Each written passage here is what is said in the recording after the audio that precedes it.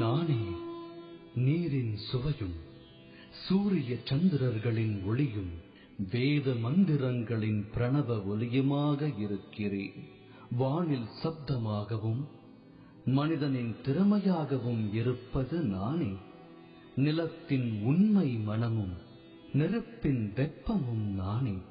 வாழ்பவைகளில் உயிரும் தவம் புரிவோரில் தவமும் நானே.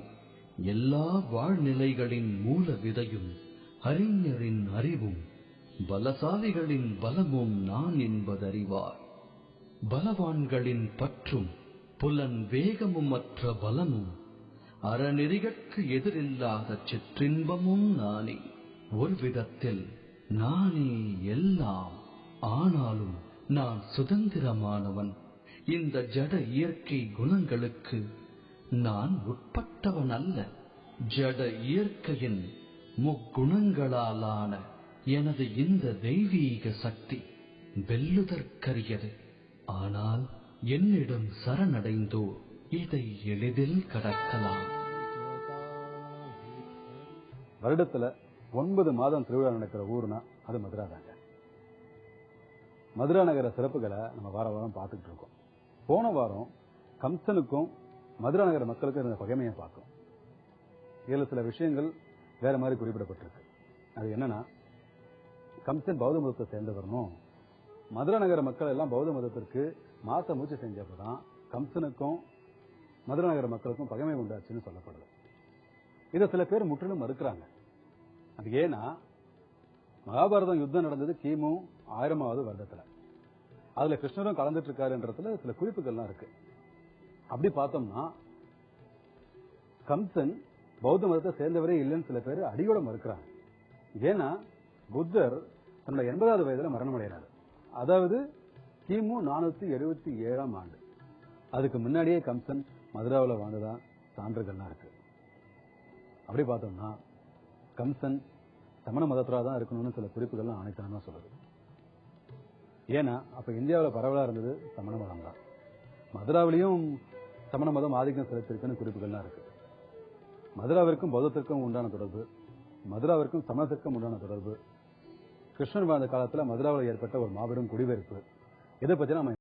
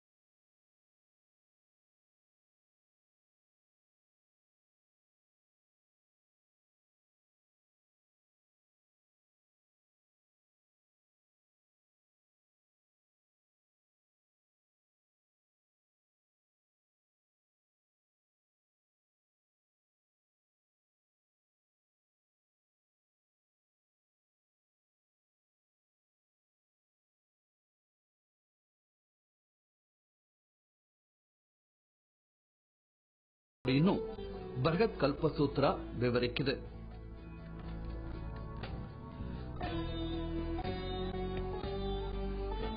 ஆட்சி மாற்றம் காரணமா சமண மதம் இங்க வலுவிழந்து போயிருக்கு.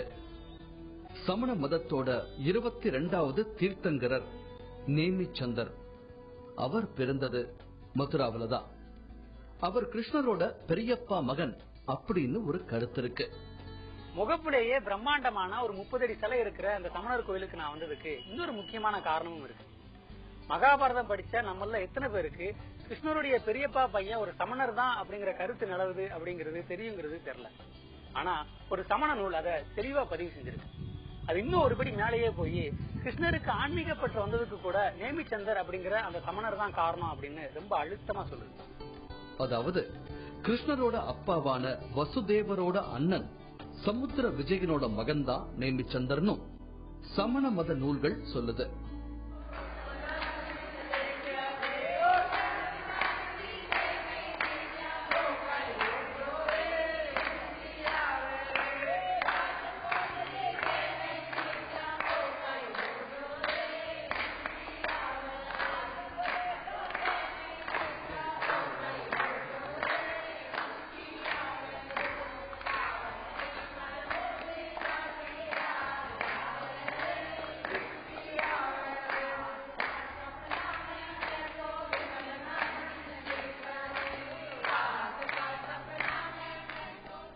இதுவரைக்கும் இந்த பெண்கள் பாட நாம கேட்டது சமண மதத்தை சேர்ந்த ஒரு அழகான பக்தி பாடம்.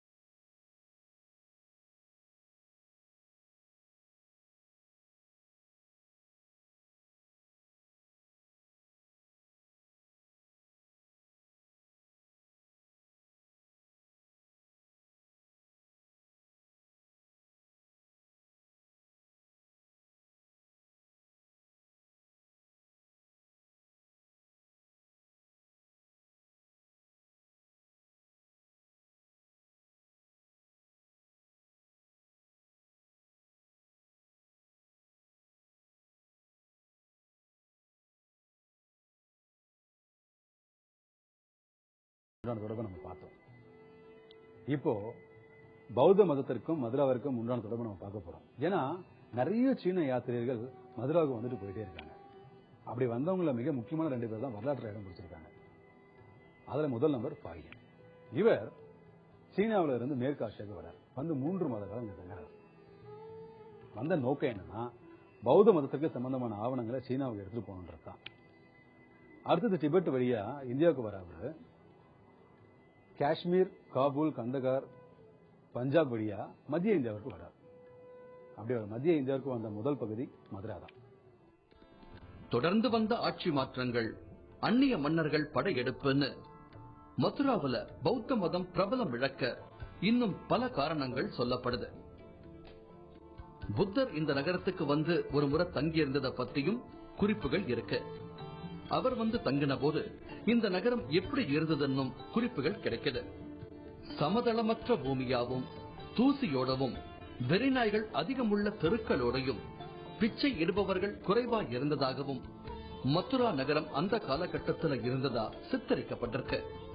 1850களில் நடந்த அகழ்வாராய்ச்சியின் போது பல்வேறு புத்தர் சிலைகள் இங்க கிடைச்சிருக்கு. இதுல வெவ்வேறு நிலைகள்ல இருக்கிற வெவ்வேறு விதமான புத்தர் சிலைகளை நம்மளால பார்க்க முடியும். தியான நிலையில, அனந்த சயன நிலையில, நின்று நிலையிலன்னு பல்வேறு விதமான புத்தர் சிலைகள் இங்க இருக்கு. இதுல மதுரால கிடைச்ச புத்தர் சிலைகள் எல்லாமே புத்தர் ஞானம் அடைகிறதுக்கு முன்னாடி எந்த நிலையில இருந்தாரோ அந்த நிலையில இருக்கிறதா சொல்றாங்க. இதுல விசேஷம் என்ன அப்படின்னா, உலகத்துக்கு புத்தர் சிலைகள் இப்படிதான் இருந்திருக்கணும் அப்படிங்கறது மதுரால கிடைத்த சிலைகள் மூலமா தான் தெரிய வந்தது அப்படின்னு சொல்றாங்க ஆராய்ச்சியாளர். இப்ப நாம ஜராசந்தன் கதைக்கு வருவோம். 18வது முறையா ஜராசந்தன் தனக்கு ஆள் பலத்தை சேர்த்துக்கிட்டு கலாயவன் அப்படிங்கிறவனோட தலைமையில படைகளை அனுப்பி வைக்கிறாரு. கலாயவன் அரபு தேசத்தை சேர்ந்தவன்னு பல வரலாற்று குறிப்புகள் சொல்லுது. கலாயவன் தன்னோட படைகளோட மகத நாட்டுல இருந்து கிளம்புறது தெரிஞ்சதுமே கிருஷ்ணர் ஒரு திட்டம் தீட்டினாரு. கலாயவனால பெரும் ஆபத்து மதுரா நகரத்துக்கு இருக்கு. போர் விதிகளை எல்லாம் கலாயவன் பின்பற்ற போகிறதில்ல. அதனால குழந்தைகளையும் பெண்களையும் கால்நடைகளையும் இரவோட இரவா அங்கிருந்து கூட்டிட்டு போக ஏற்பாடு பண்றாரு. கங்கை சமவெளியில இருந்து அந்த கூட்டம் கிளம்பி கடற்கரை நகரமான துவாரகைக்கு போகுது. கலாயவன் வந்து பார்த்தா மதுராவில மக்கள் யாருமே இல்ல. அதனால அந்த கோபத்துல ஊருக்கே தீ வச்சு தரமட்டமாக்கிட்டு தான் போனானா கலாயவன். மதுராவை தலைநகராக கொண்டுதான் யாதவர்கள் வாழ்ந்து வந்தார்கள். ஆனால் எப்பொழுது ஜராசந்தனுடைய கோபத்திற்கு அவர்கள் ஆளானார்களோ, அந்த ஜராசந்தன் மதுராவின் மீது படையெடுத்து அந்த மதுரா நகரத்தையே எரித்துவிட துடிக்கிறான்.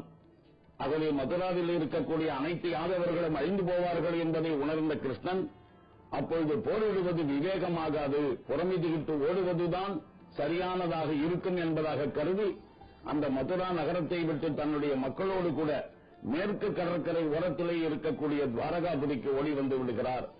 அதனாலேயே இன்றைய தினம் துவாரகையிலும் சரி, குஜராத் மாநிலத்திலே இருக்கக்கூடிய கண்ணபிரானுடைய ஆலயங்களிலே கண்ணபிரானுக்கு என்ன பெயர் தெரியுமா? ரணச்சோடு. ரணச்சோடு என்று சொன்னால் ரணபூமியை விட்டு ஓடி வந்தவன். ரணபூமியை விட்டு ஓடி வந்தவன் என்கின்ற வார்த்தையே பெருமையாக அவன் சூடிக்கொண்டு இருக்கிறான். புறமுதுகிட்டு ஓடி வந்தவன், யுத்தகலத்தில் இருந்து ஓடி வந்தவன் என்பதையே தனக்கு பெருமையான பெயராகவே இன்றைய தினம் அவன் சூட்டிக் கொண்டிருக்கிறான். காரணம் என்ன தெரியுமா? விவேகத்தோடு போரிடுவதுதான் வீரமே தவிர நிச்சயமாகவே வீணிலே போரிட்டு அழிவது வீரம் அல்ல என்கின்ற விஷயத்தை எல்லோருக்கும் உலகத்திலே உணர்த்தியவன் கண்ணன்.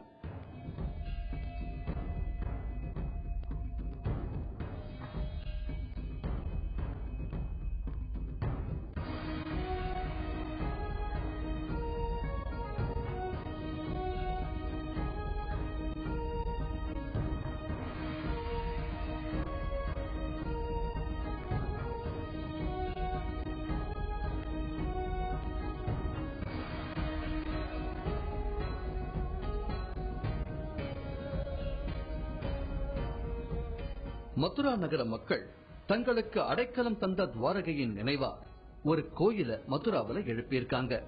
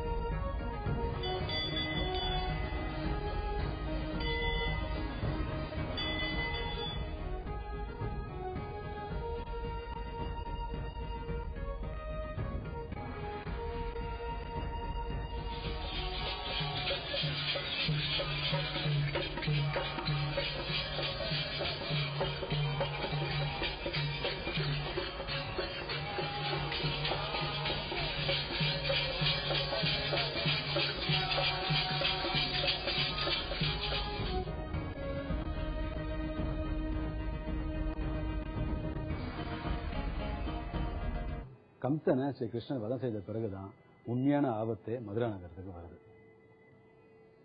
கம்சனை வதம் செஞ்சதுனால ஸ்ரீகிருஷ்ணரை மதுரா நாட்டு மக்கள் தங்களோட பாதுகாவலா நினைச்சு வணங்குறாங்க. ஸ்ரீகிருஷ்ணர் சிறையில் இருந்த உக்கிரசனரை விடுவிச்சு மதுராவோட ஆட்சி பொறுப்பை அவர்கிட்ட ஒப்படைக்கிறார். கம்சனும் வதம் செய்யப்பட்டார் அப்படின்னு கேள்விப்பட்டு ஜராசந்தன் மிகவும் கோபம் அடைகிறார். மதுரா நாட்டின் மீது படையெடுத்து வர்றார். ஒரு முறை 2 முறை இல்லைங்க, சுமார் 17 முறை மதுரா நாட்டு மேல படையெடுத்திருக்காரு. ஆனா ஒவ்வொரு முறை படையெடுக்கும் போதும் ஏதாவது ஒரு வியூகம் அமைச்சு ஜராசந்தனை கிருஷ்ணரும் பலராமனும் தோற்கடிச்சிடுறாங்க. அதனால மத்த நாட்டோட உதவியை ஜராசந்தன் கேட்டு போறாரு. இதுக்கு நடுவில் காஷ்மீர மன்னன் கோனந்தன் மதுரா நாட்டுக்கு முன்னாடி படையெடுத்து வரான். அவனை பலராமன் கொன்னுடுறான். இந்த விஷயம் கேள்விப்பட்ட அவரோட மகன் தாமோதரன் கிருஷ்ணரையும் பலராமனையும் பழித்திக்கணும்னு அவங்க மேல போர் தொடுத்து வரான். ஒரு திருமண வைபவத்திலிருந்து இந்திரபுரத்திலிருந்து வந்துட்டு இருக்காங்க கிருஷ்ணனும் அவரோட நண்பர்களும். அப்ப கிருஷ்ணனோட நண்பர்கள் தாமோதரன் தாக்க கிருஷ்ணன் கோபமடைஞ்சு தாமோதரனை கொன்னுடுறாரு. அதனாலதான் ஸ்ரீ கிருஷ்ணனை தாமோதரன் பேர்லயும் மக்கள் வழிபடுறாங்க.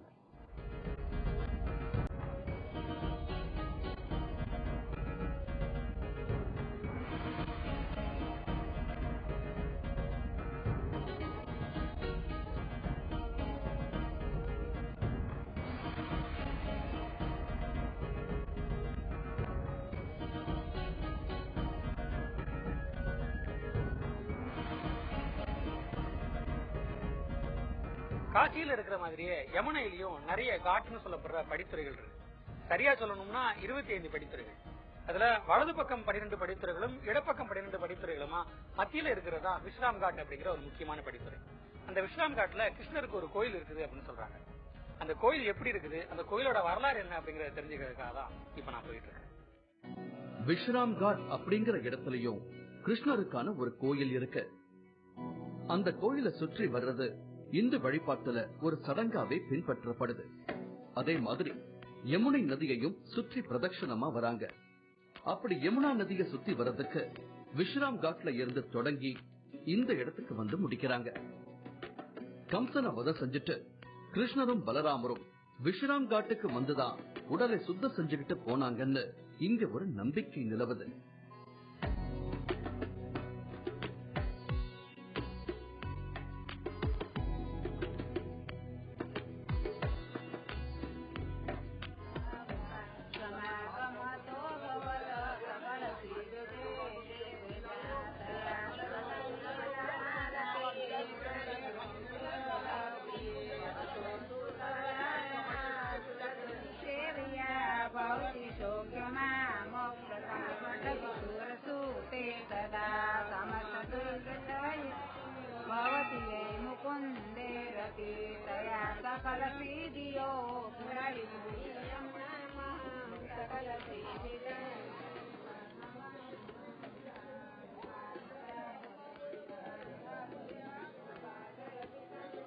இந்த கோயிலுக்கும் கிருஷ்ணருக்கும் உள்ள தொடர்பை நம்ம பார்த்தோம். ஆனா கிருஷ்ணருக்கு மட்டும் இல்லாம இங்க யமுனா தேவிக்கும் செலவு வச்சிருக்காங்க. கிருஷ்ணரை வணங்கிட்டு வர்ற பக்தர்கள் எல்லாரும் அந்த பூஜை பொருட்களோட அப்படியே இந்த யமுனை நதிக்கு வந்து இந்த யமுனா தேவியை வணங்கிட்டு இந்த நதி நீரை தீர்த்தமா வீட்டுக்கு எடுத்துட்டு போறத ஒரு வழக்கமா வச்சிருக்காங்க.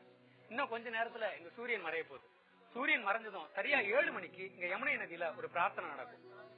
வாரணாசியில கங்கை நதிக்கு நடக்கிற பிரார்த்தனை மாதிரி ரொம்ப ஃபேமஸான யமுனை நதிக்கு நடக்கிற பிரார்த்தனை இது. இன்னும் கொஞ்ச நேரத்துல நாம அதையும் பார்க்க போறோம்.